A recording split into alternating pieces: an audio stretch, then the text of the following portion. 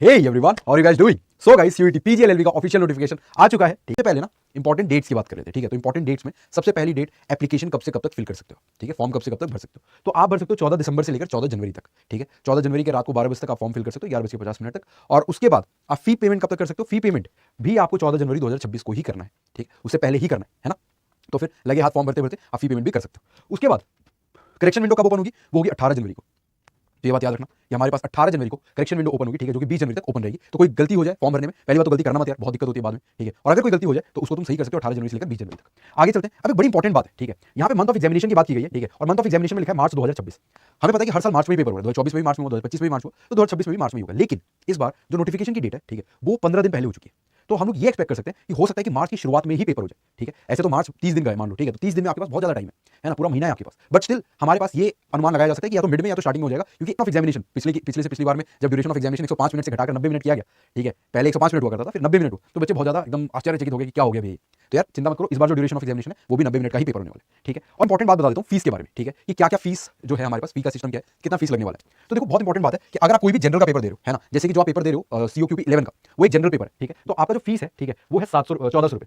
ठीक है, अगर आप 2 टेस्ट पेपर देना चाहते हो, मान लो आप एमबीए के लिए भी दे रहे हो, एलएलबी के लिए भी दे रहे हो, ठीक है, तो आप 1400 रुपए दोगे, है ना, अप टू 2 टेस्ट। और उसके बाद अगर कुछ एडिशनल टेस्ट देना चाहते हो तो उसमें फिर आपको हर टेस्ट के लिए 700 रुपए एक्स्ट्रा देना पड़ेगा। यानी कोई तीसरा टेस्ट लिए बस तुम्हें वही दिखेगा, 75 के 75 क्वेश्चन पहले भी आते थे, अभी भी आ रहे हैं, 90 मिनट्स में आपको करने हैं। ठीक है, सारे क्वेश्चन कंपलसरी हैं, और जो क्वेश्चन है हर एक सब्जेक्ट के जो क्वेश्चन है वो बाइलिंगुअल है। ठीक है, एक्सेप्ट योर लैंग्वेज पेपर।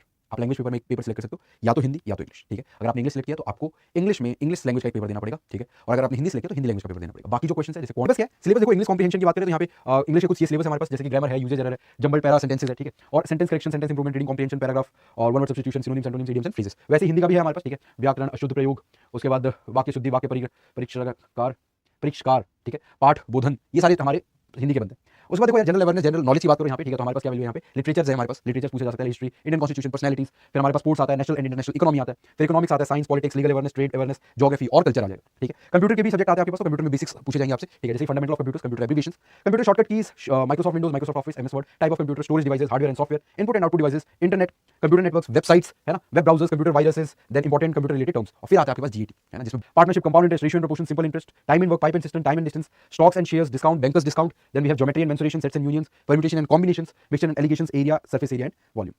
ठीक है, फिर हमारे पास लॉजिकल रीजनिंग का सब्जेक्ट आ जाता है। लॉजिकल रीजनिंग में ranking test, linear arrangements, matrix arrangements, sequencing, statement arguments, cause and effect statements, assumption statement and conclusion. ठीक है, number system, blood relation, coding, decoding, inference, non verbal reasoning, analogy test, then we have symbol based problem, direction and distance और analytical reasoning. ठीक है, और इसके बाद इतनी समाप्ति होती है। इतना ही